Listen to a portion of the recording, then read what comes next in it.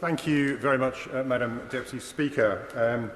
The speculation about how long I might speak for is rife in the tea room, Madam Deputy Speaker, because I have been informed by the Government Witness Office I could take almost 3 hours with this speech. And tempting though that is, I'd like to reassure the House that I won't detain you for as long as that, which I do acknowledge is a shame. The reason for this debate, Madam Deputy Speaker, is that it's a follow-up to the 10-minute rule bill that I brought to the House last autumn, which sought to make unauthorised development an offence and to prohibit retrospective planning applications. Sadly, there was insufficient parliamentary time for the bill to proceed, but problems concerning planning enforcement remain. So what is the problem? Well, Madam Deputy Speaker, road developers regularly exploit loopholes in our planning system to build unauthorised developments without planning permission, and sadly, they're getting away with it. Currently, under planning rules, development without permission is generally not a criminal offence. Failing to comply with enforcement action, on the other hand, is. Indeed, there are already a range of enforcement powers in the arsenal of local authorities. Firstly, enforcement notices, which can be, at the extreme end, require demolition and restoration. And they can be issued, and if upheld, a fine of up to £20,000 on summary conviction, or an unlimited fine on indictment under the Town and Country Planning Act 1990. Other such measures, such as contravention or stop notices, can also be used, depending on the circumstances. And elements of the Localism Act 2011 made changes to the planning system, notably removing an applicant's right to use 2 separate defences in a single case.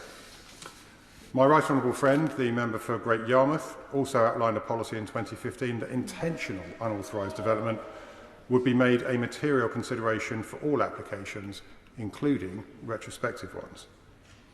The Police, Crime, Sentencing and Courts Bill also proposes a new offence for anyone residing or intending to reside on land without permission and has caused or is likely to cause damage. These proposals are welcome. However, the enforcement action I've outlined comes at a high cost to local authorities, and it can take years to restore some sites due to the lengthy appeal processes involved. And many road developers are eventually granted retrospective planning permission in any event. The planning portal goes as far as to state that breaches for local authorities will often, and I'm quoting here, will often permit a retrospective application where planning permission has not been sought. Even where they do not, the unauthorised development is often at such an advanced stage that the site is never fully restored. Where such unauthorised developments have taken place on greenbelt land or open land, this can lead to significant and permanent damage to areas that our planning system is supposed to protect. This means that a developer could show absolutely no regard for the legal processes and yet still be ultimately rewarded for it. Will my honourable friend give way? I will give way. Thank you very much, Madam Deputy Speaker. I didn't intend to intervene, but I thank my honourable neighbour for allowing me to intervene. It's not just developers, private individuals take liberties in this matter, certainly in my constituency of Beckenham. I thank my honourable and gallant friend for his intervention, and he is indeed, of course, completely correct. So the consequence of all of this is that many road developers bypass our planning system, gambling that enforcement action against them will be too slow, and once built, their unauthorised development will be approved regardless. This is infuriating for local residents who have to live alongside these developments. It's also frustrating for those who've played by the rules and sought planning permission themselves, only to see others bypassing the process. I will give way to my honourable friend. I'm very grateful to my honourable friend and for making a fantastic speech so far. In Stoke-on-Trent North Kidsgrove and Talk, we have Staffordshire Waste and Recycling, who have at their recycling centre now having to apply for retrospective planning at their McGuinness scrapyard site, where they are digging up an old landfill, causing a terrible stink across the North Staffordshire area, which is right by also Wally's Quarry as well, which has been suffering in my neighbouring constituency in Newcastle-under-Lyme. Does he agree with me, not just as developers, but also companies who are taking liberties and creating distress to the residents surrounding them? I agree entirely, Madam Deputy Speaker, with my honourable friend. This is precisely the sort of abuse of the system that I am seeking to ask the government to address. Abuses like that have a very material and long-lasting impact on local people, and when they are seen to get away with it, that just encourages more of the same. I will give way. Could I encourage him, and I might, if you allow me, seek to catch the speaker's eye from momentarily after his remarks, but could he, as he moves forward with this, ensure that, as he, I hope, encourages government to take up his proposals, that this does include commercial operations, because I have experience in my constituency, it's not just residential developers, it's commercial developers and businesses. So I echo the points made. That must be a part of what he does. Thank you. I thank my honourable friend for the intervention, right honourable friend for the intervention, and I agree entirely. The point is very well made.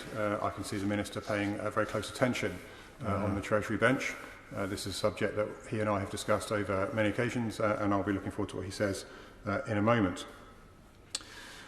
Now, the impact of all of this goes beyond local areas, as local authorities who pursue enforcement action against road developers have to spend significant sums of taxpayers' cash on legal battles. When I moved my bill back in the autumn, I referred at length to a case in my own Orpington constituency as an example of what can occur. Now, that particular case is now subject to consideration by the courts, so I won't go into that detail again, save for the observation that it has taken over a year to get to this point, and the end is still not in sight. But this doesn't just impact on my own constituency, it's a national problem. And such incidents, as I've heard from my honourable friends, are widespread. Another example, in 2018, an unauthorised development was set up around Chelmsford on a Saturday morning, meaning that the planning enforcement team were only able to visit the site on the following Monday, by which time caravans, a digger and lorries carrying materials were all brought onto the site in a pre-planned and coordinated attempt to build as much as possible so that it would become unviable for the council to dismantle the works. Now, neither of these incidents are easily resolvable. My honourable friend, the member for Mole Valley, has previously spoken in this House about procedural battles on development sites in Guildford and Leatherhead, which have lasted between 14 to 18 years. Greenbelt land has been acquired and built over without planning permission in both locations. So what solutions might there be, Madam Deputy Speaker? Well, when I tabled my 10-minute rule bill, I stated that I believe that the solution lies in legislative change to make unauthorised developments without permission, changing it from a civil to a criminal offence. I made the argument that that would prevent road developers from both appealing enforcement action and it would block retrospective planning permission automatically. I stated that any change should not aim to remove certain permitted development rights from private households, nor should it attempt to single out encampments by certain specific communities. Any fair planning system should recognise that developments could unintentionally stray from the approved plans when constructed. So in order to avoid the danger of people being inadvertently breaching planning permissions being criminalised, for example, an extension that is slightly too large, or someone who implemented something erroneously believing that they have permitted development rights, etc., the bill that I drafted distinguished between more minor, accidental planning permission breaches and egregious breaches, where someone repeatedly attempted to bypass the planning system, or, for example, where the breach occurred on protected land, such as Greenbelt. In these incidences, the rules would need to be flexible enough to consider the circumstances of the breach. However, I believe that this should be balanced against the need to ensure the system is strong enough to close the loophole that road developments are currently exploiting. But there are a range of potential solutions. As I've stated, my solution was to make the law, to change the law to make unauthorised development a criminal offence.